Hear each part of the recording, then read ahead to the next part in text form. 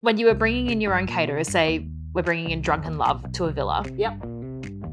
You get so much more bang for your buck. Yeah. Because hotels, they are charging that 300 to 400K per hour, which For a is free flow package. ridiculous. Oh my God, I would never pay that. And the reason for that is some couples are shy. Yeah. Or they don't want to speak up. I've been to a tasting before and I've literally, as we're walking to the car, I've been messaging other catering companies to try and get in a second tasting later in the week because I could see very clearly on the client's face they weren't impressed with the food. Yeah. Years ago, because they started doing in-house catering, I'd never recommend it because my experience with them hadn't been good. We now love them. They're really good. They've improved. Yeah. But there were little things like the launch party for catering. Everything was over an hour late. Food was cold. The taste wasn't very good. So I'm like, why would I recommend that when I didn't even appreciate it? But also, they were really expensive. There is nothing worse having, say, vodka soda. Yeah. They're putting the vodka in the ice. Yep, so delicious. the ice is in the glass. They put the vodka in, but then the soda has not been on ice. And it's warm. It's warm. So they're pouring it's not flat because they've just opened the bottle, but it's like, and then the ice is melting and now you got a watered down drink.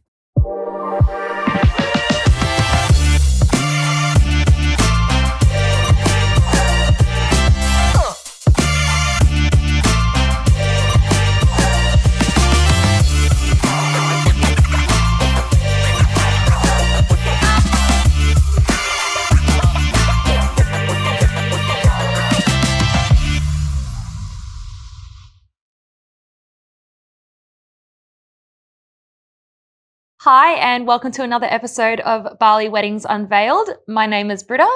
My name is Tristan. Today we are going to be discussing all things catering, also kind of cakes and donut towers, champagne towers, all the kind of extras that kind of go into catering. Yeah, amazing. So we're going to be doing a different topic each month along with obviously our normal episodes. So we kind of work it in order in the way we plan a wedding. So we covered off the key suppliers already. Today is going to be all about catering. Yeah. And I guess there's a few different aspects to talking about the catering side of things because depending on the venue you book, the catering is going to be very different. Yeah. So let's go through the first aspect of catering. If you book a hotel, Yep. a restaurant, and there's 3, 4, 5 venues realistically that have in-house catering, which is Taman Bagawan, Puri Bagawan, Villa Vedas, Bali Beach Glamping, Blank Nusa Dua. And then I think Pandawa Cliff now, one of their, I think we get charged corkage if we take our own catering. Yeah. So basically, if you book a hotel or a restaurant or a venue that already has existing catering, you have to use it. Yeah. There's no bringing in outside catering. So you are very heavily restricted to the type of food that you are allowed to bring into that venue. Even things like the bar, you have to use the bar from there. What's the biggest difference, do you think, between, let's say, hotel catering and just picking a catering company that we take into a villa? You have a lot more freedom of choice. Hotels, a lot of them are kind of, it's their hotel food. Yeah. And they've condensed those menus down to, say, set menu or buffet, and it's good food. I don't think I've ever disliked, say, Nusa Dua Beach Hotel's food. Yeah. That food's always been great. Even saffron, delicious. Yeah. It's just you don't get to go out and go trial different catering companies and really go into depth of what you do and don't like. Like if you want an Italian style, like you can go to like ABC Catering. They do a Italian buffet. Yeah. And I think the biggest thing as well, when you go into hotels, they've got their specialties. Yeah. So even with the private venues, I just did a wedding on the weekend at Tia Uluwatu, gorgeous. They only have a French menu or an Indonesian, Asian menu. That's it. There's no kind of variety outside of that because that's what their chefs are trained in. Yeah. So less variety. You also don't get much control over the costs because catering companies range from, you can do really cheap and cheerful, 200, 300K a head. You can go up to the Ferrari of catering to 2 million a head, $200. Yeah. With hotels, they all start realistically around the same price, and there's no flexibility because it's hotel pricing. Yeah. And same with the drinks as well. Oh my God, hotel pricing for drinks. Like I always just recommend, let's do a bar tab and we'll bring in some bottles. You do have to pay a corkage. Usually it's probably around 300 to 400K per bottle, depending on the venue, of course. But pricing at hotels are just astronomical, with the import tax and everything. I feel like hotels don't really get the memo about the drinks packages. Like they've just picked a number out of the head, and whether that was a figure for corporate fees, I don't know. But I just think charging someone $300K plus an hour for a drinks package is excessive, because what's the most expensive menu on a drink is normally going to be a wine or a cocktail. It may be 100 to 200K. Yeah. People aren't going to drink enough to warrant paying that fee per hour. And I think that's what you kind of got to think about if you are wanting to do a hotel over a villa, or villa over hotel, however you want to word that. But when you were bringing in your own caterer, say we're bringing in Drunken Love to a villa. Yep. You get so much more bang for your buck. Yeah. Because hotels, they are charging that 300 to 400K per hour, which for is a free flow package. Ridiculous. Oh my God, I would never pay that. I think some people would, because that's kind of, I guess, the norm in hotels. But I just personally, I know you can get a better deal. Yeah. If we do a bar tab, we could stick a couple $100 in the bar tab, and it's going to go a lot further than your drinks package. Yeah. Yeah. Exactly. Okay. So going through hotels, I think the most important thing to note here is if you haven't picked a venue yet and catering is a big deal for you, you probably need to explore more private venues or villas so that you do have that freedom of choice in catering. And then let's kind of talk about the different types of catering. So we've obviously got canapes, which are typically served post-ceremony. Yeah. Little bite-sized nibbles that we hand out to the guests. Highly recommended, especially if you're doing an alcohol package, so that people have something a little to eat before we move into formalities later in the evening. What's your favourite style of menu to do? I think recently I always love a cocktail style wedding. I think that's just so fun. Everyone kind of gets involved. You get to mingle a lot more. But I also really love the family style. Yeah. So what's cocktail style? Explain that. Cocktail style, basically your cocktail hour. You've got all your standing pieces. You've got some lounges. You can have some dinner tables there just for extra seating for everyone to eat. But just roaming canapes the whole night. You can even do some live stations later on for a late night snack. You can do that anyway for any of them. But I like it because it kind of, yes, you've still got all your formalities, but it just feels like a very natural party progression from the start. It's very interactive as well, because you're kind of mingling, going through the tables, wandering around. Yeah, so cocktail styles, when you're picking your catering menus, one of the key things we ask is, what kind of dinner are you envisioning? Is it going to be cocktail style, which is exactly what you've just explained? Yeah. Is it going to be a set menu? Is it going to be buffet, or is it going to be family style? Again, family style is probably a newer concept for events. But how does family style work? Family style, it's all the food gets put down kind of like the middle of the table. Yeah. I always recommend doing long tables for this, because round tables, it's just a nightmare. Can I have that one? Sorry, can I get that? And I just love long tables. Yeah. I just think they're very, you interact more with everyone around you, whereas over a long table, you're talking to someone 2 meters away. Yeah. But food style, straight down the middle. You get to kind of choose what you want as well, which is fun. If you've got any dietaries, then you can go for the vegetarian meal.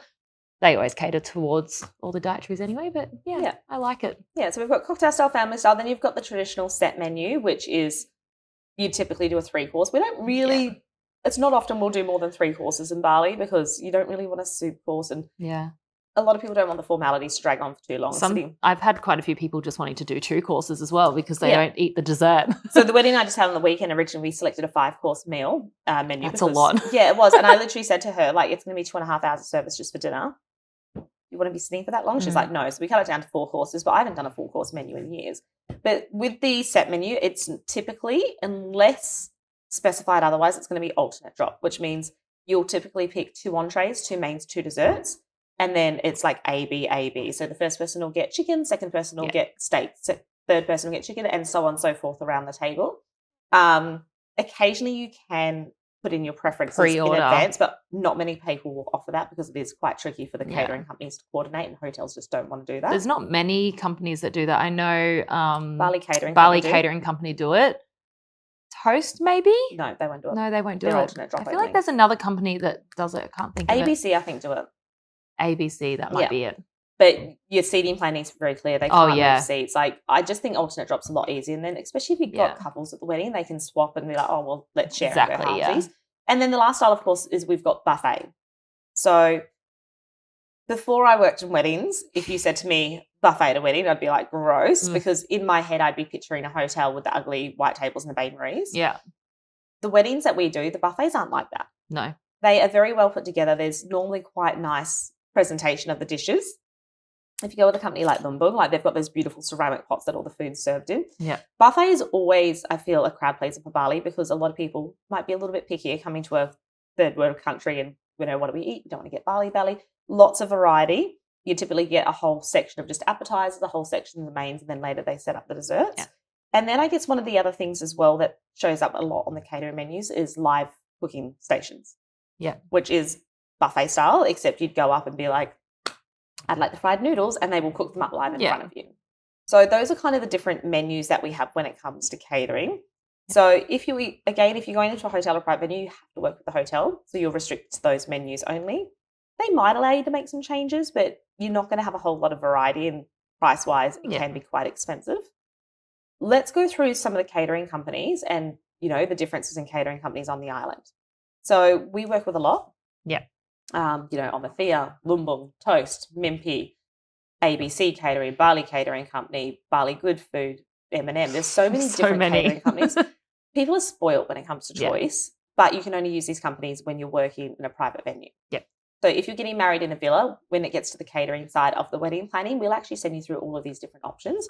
But first, we'll try and figure out what your budget is per head and what you can afford to spend. Yeah. Because as I said, there are some cheap catering companies, but you also get some very expensive catering companies depending on the level of foodie you are. Yeah. We go high, medium, low. Yeah. Walk me through the experience. So let's say some of the cheaper companies, Lumbung, much cheaper than, let's say, Toast. Yep. What would be the difference in food quality and service quality if you're doing that? Service is, I think, when I'm thinking of Lumbung, I'm thinking more of the local style food. Yeah. So if you are wanting those rich, heavy foods of, you want the Indonesian rendang. Oh my God, the beef rendang from Lumbung is so good. I think if you are one of those people that just love the Asian culture and their food and what they bring to the table, Lumbung, hands down, 100%. Toast, they're more of that Western style. Yeah. They don't really cater towards, well, they can do it. Like, we'll just put in some extra chili on the side for you guys, but they're not as rich heavy with the spices, if that makes sense. Yeah, definitely. Yeah. I also feel that when you kind of go for one of the cheaper companies, if you pick Western meals, they're not as flavoursome. Yeah. If that makes sense. I always find I need to add like a little bit of extra salt or something. Always the salt. Yeah. Yeah. And then we kind of go up a little bit more high end. So the companies like, Bali Good Food. Have you done a tasting with them yet? I'm going next month. So, just put in perspective, you go for a tasting with a food company, let's say, Lumbung, ABC, and those companies, and you will typically pick a variety of canapes. So you might only want 3 canapes for the wedding, but you'll typically try 5 to 6. So you can narrow it down to the 3. So I've done a tasting with Bali Good Food, and they're like, well, we didn't quite love that appetizer. And then they're like, we didn't like that one either. Maybe we'd like this one. And they literally go running off to the kitchen and they make it and whip it up and bring it back if they can, which is phenomenal. I've never really seen that at a catering company. So I just think the higher you get in price, the better the service and the quality gets. For sure. I think Al took one of my clients on menu tasting up there a couple of months ago. He's sitting over in the corner, Olivia and Blake. And I think they wanted to try something else. And they went off and whipped it up and here you go. It's fantastic. And I think the thing as well, like there's a big debate, like do we need to come to Bali and try the food before the wedding? Not really. You don't have to do a food tasting. It's just a fun part of the wedding planning experience, I think. I think if you are picky with when it comes to food and that is like your main, like that has to be right. Yeah. You need to come to Bali. You need to try the food. And also because we like to try the food. And we like to try the food. Yeah. And so like if you do come to Bali in advance, typically what we do is we send you through the catering menus. We'd say, here's all the different catering companies. You need to choose one.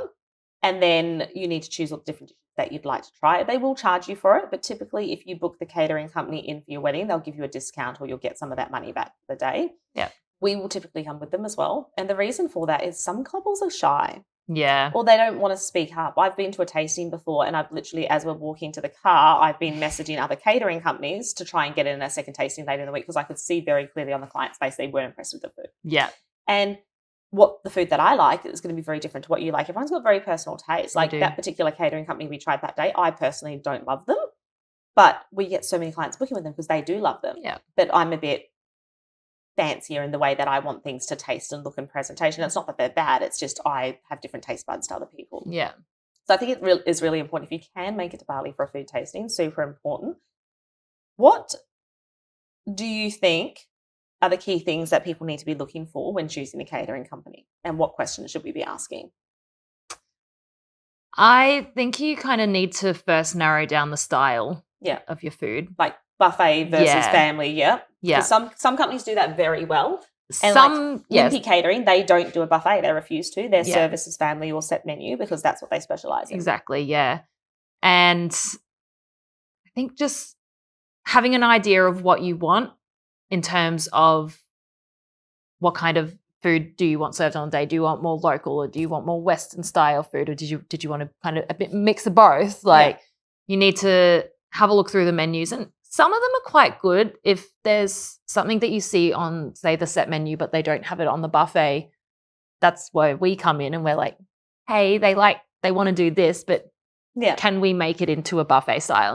And some of them are actually quite good. And most of the time they can do it. I think the only time they kind of struggle is doing it the opposite way, because something that's presented on a buffet might be very hard to plate up and do it in a set menu. Or sometimes we have had the opposite as well, because it's like, well, it comes beautifully on the set plate. How do we make that nice for the buffet? It's not going to be pretty. I also, knowing how much you want to spend on food is really important.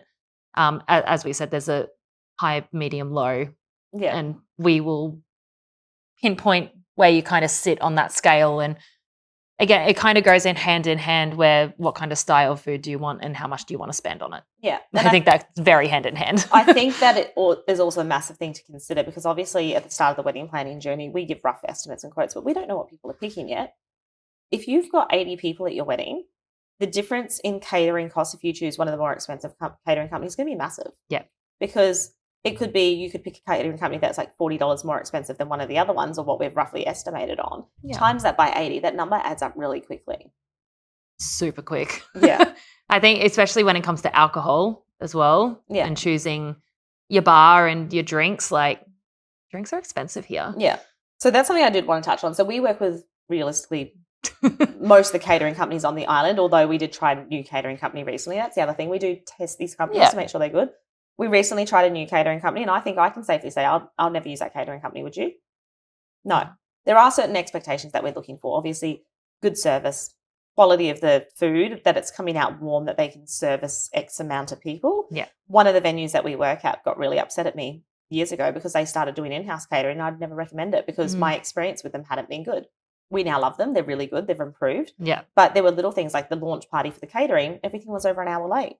Food was cold. The taste wasn't very good. So I'm like, why would I recommend that when I didn't even appreciate it? But also they were really expensive. Yeah. Like astronomical. Yeah. So they've balanced out now. So we do personally test all the catering companies. And we work with a lot of catering companies on the island, like at least 10. Bar companies, though, completely different ballgame. Yeah. So every catering company can do the bar. Well, all of them apart from one. So every single catering company you book will do the bar as well. Do we recommend those bar companies? I don't. I don't. If they're smaller weddings, they're under 20 people and we've got to hit a minimum spend, yes, I will. But that's because I have no choice. Yeah. Because I have to hit a minimum spend. But there's only 2 companies on the island that I'll actually recommend the bar. Yeah. Number 1 is always going to be Drunken Love. Yeah. I just can't fault them ever. Now, if you're playing along at home and you're not with the Bali Brides or Soiree Society, I'm really sorry, but you can't have Drunken Love. So Drunken Love is a bar company that was actually started as the in-house company for one of our friends, Soiree Society. It was their in-house bar company. And we're very close, so she let me use them, and I will never go back. They are fantastic. All the drinks are on ice, like basically from the start of the day. They've got all your mixes on ice. They've got soda waters on ice for us. They bring me soda water all day because that's my drink of choice on wedding day. With like 3 or 4 limes. 5 pieces of lime. 5 pieces of lime. Very spicy. Yeah. But there's certain things that we do look for bar companies as well. So, for example, a tray, you've got at least 6 drinks on that tray, please. Like if I've got a wedding for 60 people and you've only got a couple of service staff on the floor and they're carrying 2 drinks, that's no good to me. The amount of times I've walked past someone with 2 drinks on their tray and they're coming straight from the bar towards the guests, I'm like, can you not carry more? Like, I can. Yeah. Like I've got pretty weak dress. And I reckon I can still fit 6 drinks on a tray comfortably and wander around. So first of all, they need to be able to have good service. They need to be able to carry multiple drinks on a tray. That's essential. Yep. Second thing, and 90% of the bar companies do not do this, you must keep my mixers on ice. There is nothing worse having, say, vodka soda. Yeah. They're putting the vodka in the ice. Yep, so delicious. the ice is in the glass. They put the vodka in. But then the soda has not been on ice. And it's warm. It's warm. So they're pouring it's not flat because I've just opened the bottle, but it's like, and then the ice is melting and now you got a watered down drink. Yeah. And I can tell, if I go to a bar and I have a drink, I can tell when because I will drink gin or bourbon, I can tell when that's been watered down. And that's because they have poured a warm drink onto cold ice and it's just melted instantly and it's watered the drink down. Yeah. So for me, it's really essential. The catering for the bar, they have to keep the drinks on ice. And this is probably the biggest fight when we go to hotels because we don't have a choice on the bar catering when we go to hotels. I'm like, please put the drinks on ice.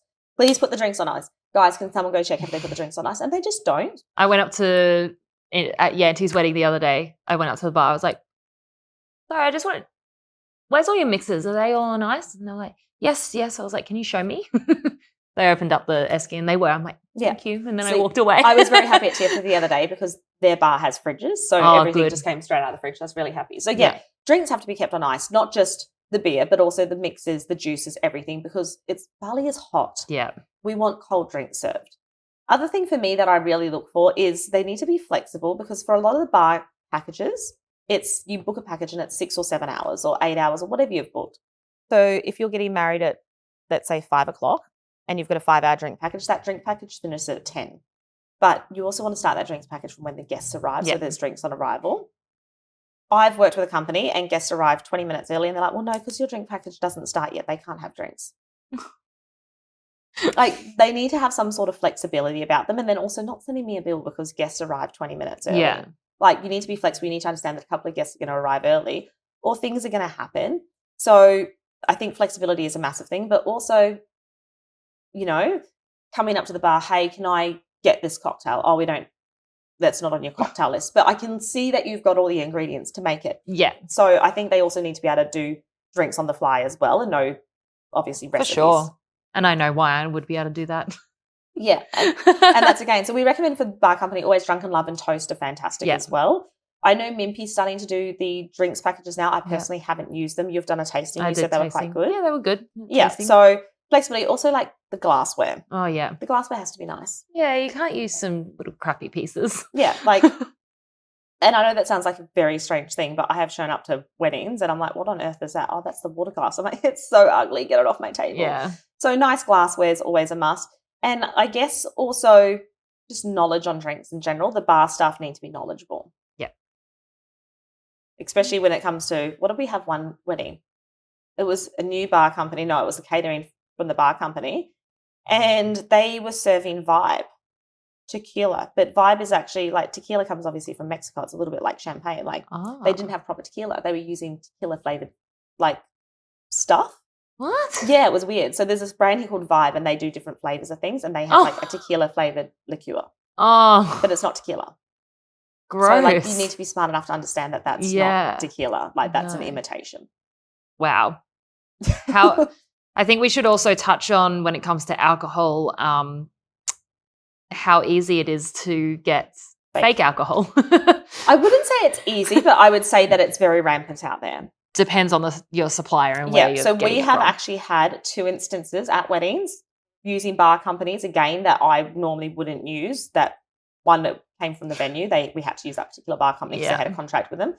And I will never forget the groomsman came up to me and complained about the drink and said, it's very watered down or whatever. Yeah. And so I went to the bar. It was a cocktail. It was a lychee martini. Mm. And I went to the bar and I literally picked up one that they were making and I took a sip. I was like, another sip. I was like, there's no alcohol in that. Yes, there is. I said, make me a fresh one. They made me a fresh one. I had a sip and I was like, there is no alcohol in that.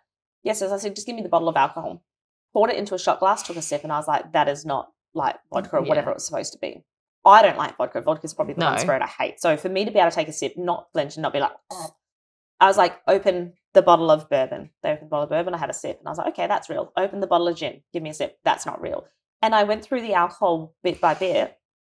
And I'm not even joking, half of them were fake. I got the owner of the bar company over. He was furious. Yeah. Because obviously it's his brand and his reputation. But these bottles have come in fully sealed look like regular alcohol, but they've obviously been swapped out for God knows what. And that's happened twice now. Yeah. So I think quality control is really important, because at that event, if the client hadn't come and told me that something was off with the drinks, we never would have known, and we would have been serving up bad alcohol. So it's one of the things now, like I do try to insist, if we're working with a new bar company, myself or you or Yanti or someone, like, someone please taste a cocktail later in the evening and tell me how it's tasting, so we can make sure that the quality is good going out to clients. Yeah. We're not getting drunk at your wedding day. We're just quality control. Although the last wedding we found the fake alcohol, I must have looked like an alcoholic, because I literally was having them open bottle after bottle after bottle of alcohol and tipping it in, and I was like, real, fake, fake, fake. And I was just literally like wiping the bottles and telling them that they were allowed to stop behind the bar. Oh, God. Yeah. So, I mean, it's not that a was that thing. Crazy wedding, wasn't it? That was the wedding where everything I was sick. Wrong, went wrong. Yeah. Yeah. You're welcome. I managed all the stress that day. Didn't cry, though. I think you were almost about to cry. Yeah. So there is certain quality control aspects that need to go into it. And I think the other thing as well, like wine, obviously Australian Western weddings, it's very common to do a beer and wine package. Here, that's not a common thing. The common thing here is a beer, soft drinks, spirits and cocktails package, because there's locally produced spirits. So there's a Smirnoff distillery on the island. There's a Gordon's distillery on the island. So we can get most spirits pretty well priced.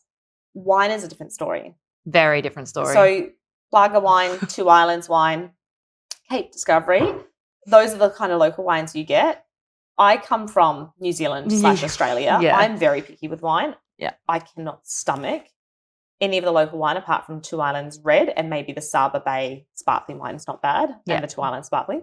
It's not good, and it's like $17 a bottle. Yeah. For the cheapest local wine. I mean, you can go into Dan Murphy's in Australia and pick up a decent cheap bottle of wine for like $5. Yeah. So if you want to wine at your wedding, you want to import wine. We had wine with dinner last night. It was Wolf Blass. Yeah. Delicious. It was like 700. It was $80 a bottle. Yeah. In Australia, that'd be $20. So if you're wanting to do wine at your wedding, you need to keep in mind that the price of that is going to be quite high, and that's where your big costs are going to come in. Also, if you're wanting wine at your wedding, if you're on a hotel, you typically have to buy it from the venue, or you have to pay high corkage charges. If you're getting married at a villa and using a bar company, most of them will give you free corkage and bring wine glasses if you want to bring your own wine. Yeah. But you can't bring your own wine into a licensed venue. No. Because they've got to have those tax stickers. Yes. Yes. Yep. Something a lot of people don't know. They're like, well, BYO alcohol from Australia. If you want to BYO alcohol into a venue, that's fine, but you must have the tax stickers. You can't just bring in your duty-free and serve it. That's not legal. I don't know how. And the venue checks it. They do. They do. Like, we assisted a wedding at Conrad last year. Yeah. And planners brought in bottles. They had bottles of Grey Goose and all sorts, and champagne and everything. And because it was all duty free, they brought it in. There was no tax stickers on there. And the venue was like, Britta, we can't use this. I'm like, I know, but they don't. So I had to go have that conversation with those planners. Yeah, so that's one of the big things. I mean, you cannot use tax-free alcohol in a licensed venue. You have to have, supporting the local economy. So bar packages, there's two companies we work with realistically, and those are the certain aspects that we're looking for. Outside of catering, we've also got things like cakes. You've got your food, you've got your drinks. Are you doing a wedding and cake? Yeah. And then there's people that eat the wedding cake. No. I had a wedding on Saturday. The cake at the end of the night, we gave the whole cake and gave it to put in the bridal party bus. So they took it home. I don't know if it got eaten. Yeah. But cake is like one of those really old school things that's traditional. So you've got the cake cutting photo. I would say 80% of our weddings, the cake barely gets eaten. We've got some great companies. We've got Butter, we've got Exora. Yeah. Delicious. So yummy. But to be fair, like a lot of our clients, they're like, we just want to do a little ceremonial cut. So we sometimes get a bit of a cheaper cake in. Yeah. So it's totally normal now. I think it's kind of the thing with all the suppliers. There's like a couple of great ones, and then the rest are good. And then other than that, like they're average. I mean, if you're super particular about your cake and you want a good cake, I'm like, and also a great design. I've got one in March, and that cake's, I can't remember. It's a few mil because it's coming from Exora, I think. Yeah. Beautiful cake. Yeah. If you are wanting something extravagant and quite artistic and personalized, yes, go with the bigger cake companies, more expensive ones, because they're great at it. They also cater for the Western markets. I feel like their flavour range is a lot more Western. Yeah. Like Butter is the only cake company I really know of that'll do a mud style cake, which is very Australian. Yeah. So like even Brianna, we spent $6 million on her wedding cake, but it was stunning. It was such a pretty cake. So cake, when you're booking a cake, I think you need to think about what it's for. Are you actually eating it? Are you going to serve it as dessert? Yeah. Are you going to take it home and have it the next day? Or is it just for the cutting moment? Yeah. And then from there, work out how much you want to spend on the cake. So the top end companies, cakes are starting at $400 up to like $1,000, depending on how big the design is. But we could probably take one of the simple designs to a cheaper cake company and get it for a third of the price. So if you're not massive on the flavors and you don't think a lot of it's going to be, you can definitely go for a cheaper thing. One of the things that I really love doing as well is a donut tower. I love that. Small cake on top. And then we just go to the local donut shop and we buy donuts and fill up a tower. We hire a little stand and then we decorate with flowers. Beautiful, cheap, and everyone gets a donut. Yeah. I also love the donut walls from Dough Darlings. Oh my gosh, God, yum. their donuts are so yummy. Yeah. I've got one in October actually doing that. Yeah. I feel like there's a lot more non-traditional cake things. My wedding in January, we did an espresso martini tower instead of cake. I'm doing one of those. Are you? Yeah. Yeah. Can't remember what wedding, but yeah. Yeah. So instead of cake, they made shakers, espresso martinis, poured them out, and then we handed it to the guests. The one thing I will say, very messy. Yeah. Because when you're doing the tower, the glasses overflow and espresso martini is black. Okay. So keep that far away from your wedding dress. And then because the glasses are so full, trying to hand them out to guests, a little bit of a nightmare, to be honest. Yeah. Great for a photo opportunity, but not very practical. No. Same with the champagne towers. Like that just goes everywhere. Yeah. Yeah. Champagne towers, I do love them. I actually did one of my weddings last year. They did the grand entry into cocktail hour and they went straight for the champagne tower as soon as they entered, and then they just entered with everyone else to the reception. Do you know what I love? And we did this at the party as well. Shot wall. Love the shot wall. I love a shot wall on entry into so what a shot wall is, guys, is a big wall that we hire that has little shelves on it, and we fill it up with shots of your favorite drink, and it says something along the lines of take a shot and find your spot or something fun like that. And so when people are walking into dinner, they have their little shot before they go in. We did my last one with Leah. We did mini margaritas in them. That was fun. That's what we had for the party. We had mini margaritas and something else. We did last year. We also did limoncello shots. Yes. So you can do so much with it. Yeah. And then something else that's really fun. We haven't done it a lot, but the champagne wall. So I love the champagne the big wall. It's got a little ring for champagne with a bell attached, and you go ding, ding, ding, and a little hand pops out and hands you a glass of champagne or beer or drink of choice. But such a fun idea, interactive. Yeah. I love that in cocktail hour. We did do one last year with the champagne wall. One side was ring for bintang and one side was ring for champagne. Love. Did you have different bells? Or how did we figure out the different noises? I can't quite remember. We did figure it out. We do knock for bintang and ring. So there's so many different aspects that we can do for catering. What other options are there? I mean, we've got donut towers, champagne towers. Oh, do you know what I've just had a request for? It's like a French patisserie. What are they called? That's it. No, not macaroon. The other one. Croque and bush. Yes. We're doing one of those for a wedding upcoming. I don't know where my mum and dad had a croque and bush for their wedding. Did they? Yeah. Yeah, so there's so many different alternatives. I feel like the cake is just the photo opportunity.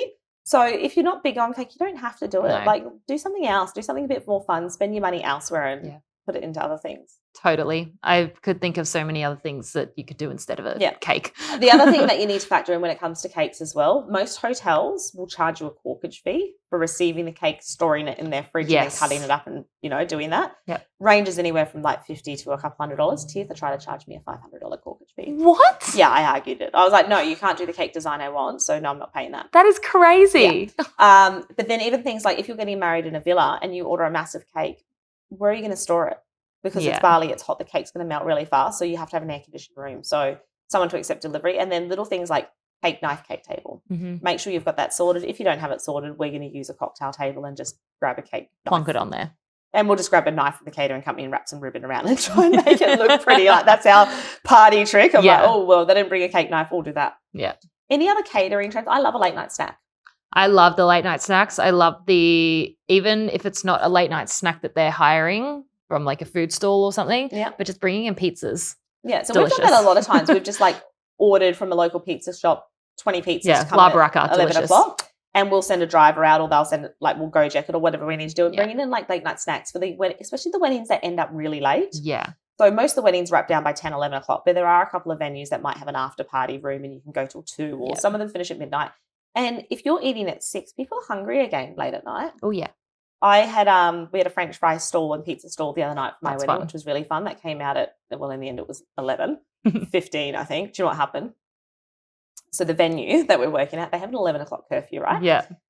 But we originally booked the after party from 11 till 2, but when you book the after party room, you have to move the guests somewhere else. You've got to set up more sound and like just it's a whole other setup. Yeah.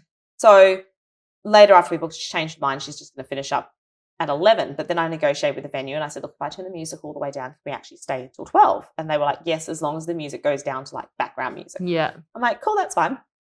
So on the run sheet, we had it all, the music being turned off basically at the same time, late night snacks. So it would coincide. So like, hey guys, just a quick announcement. We've got to turn the music down now, but we've got food inside for everyone. You can stay till midnight.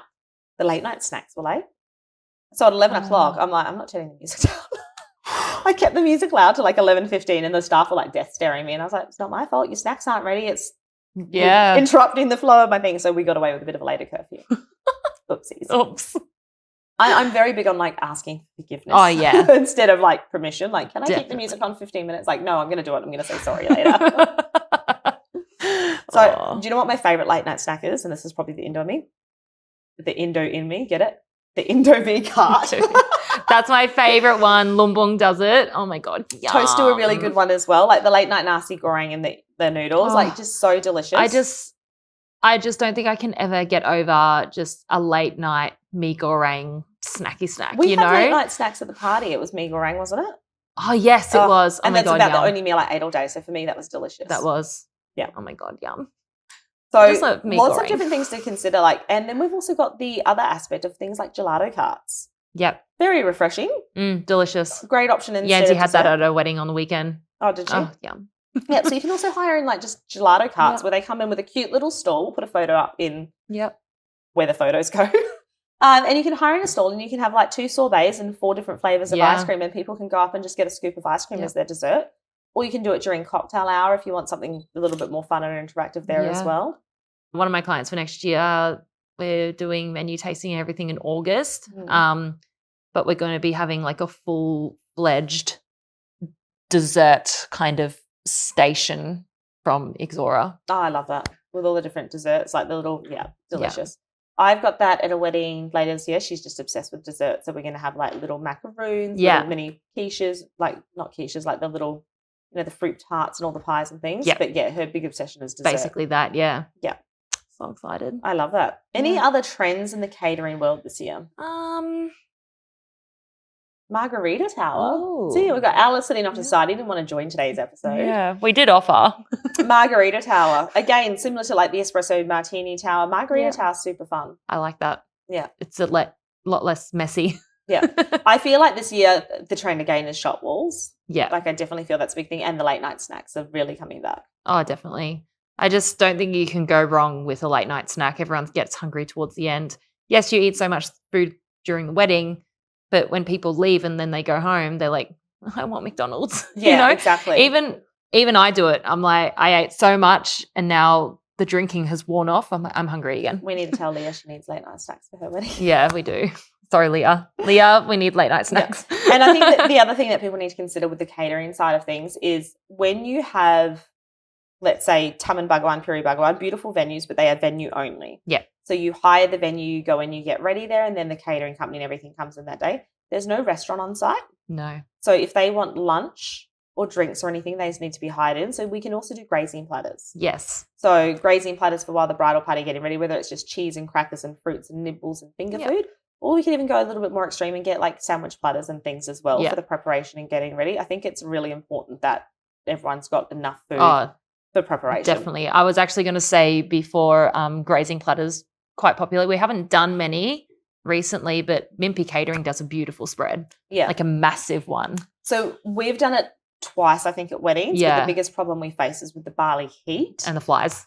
And the flies or any sort of bugs. It's not really viable to put out cheeses and cold meats because they're not going to last very long in the heat. It's usually put out just in like the cocktail hour. We did one of Yanti's wedding actually. Yeah.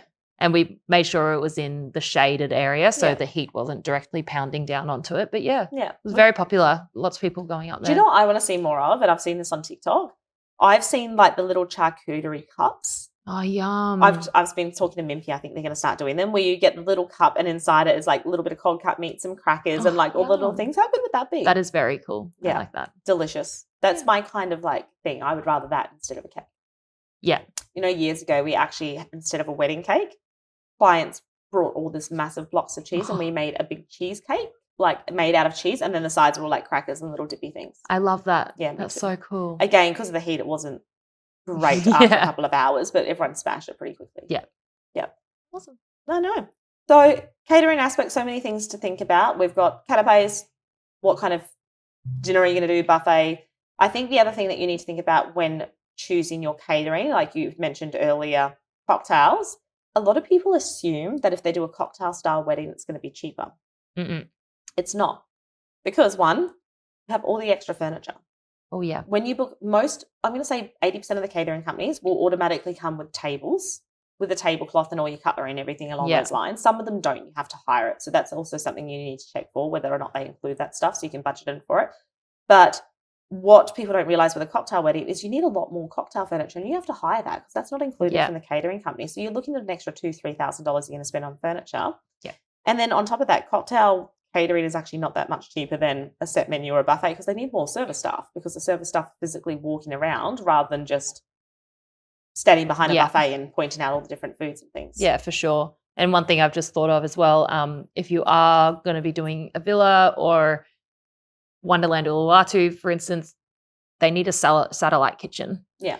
And how is that satellite kitchen being run? Yeah. Where's the power come from? You need a generator. Yeah, so you're going to need a generator. You also, a lot of the companies will charge a satellite kitchen fee, which will range anywhere from $1 to a couple of mil. Yeah. So when you're getting quotes from catering companies, check the terms and conditions to see how much the tent's going to cost you in the satellite kitchen. Yeah. Some places already have kind of a setup that you can use, but they still need to obviously bring in absolutely everything, and we're going to need a generator to run that. Mm-hmm. So extra costs that you might incur: tables, satellite kitchen fees, transport fees. There are a couple of venues in Bali as well that charge hard access. Yes. Like Kayangan Estate, you're always going to pay more there for your hard access because there's so many stairs. So many stairs. So it's such a trek. I think Sanctuary as well used to charge a hard access fee. So also just confirming with your catering company when you're booking what your venue is and find out any delivery fees that apply. Yeah. And then what's included from the catering company standard will be tables, cutlery, plates, glassware, and napkins, which are white. So if you aren't wanting those colours and you may be wanting gold cutlery or different coloured napkins, also good to budget for that. Yeah. And Mimpi Catering does do the gold cutlery, and I believe they're the only company that do it. Lumbung do as well. Oh, however, they charge a fee for the gold cutlery. Yeah. So things to think about. Lots of things to think about. So that's kind of all the things that we wanted to touch on today about catering. A lot to go over. The main things to keep in mind, just to recap, is obviously hotels versus villas and private venues and the choice that you're going to have. Extra costs to look out for, what kind of menu that you're looking for, and I guess just really working out how much you want to spend on your catering before you start looking through all the menus, because I know that our cheapest catering company is about $250K, the cheapest menu. The most expensive there, it would be close to $2 million a head for the menu. And that, again, it does really add up. Yeah. Amazing.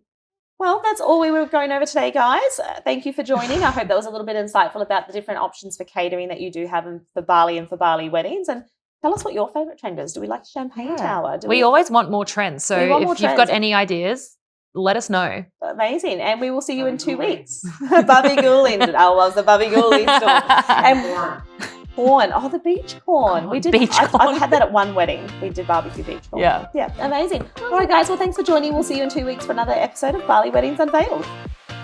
Yay.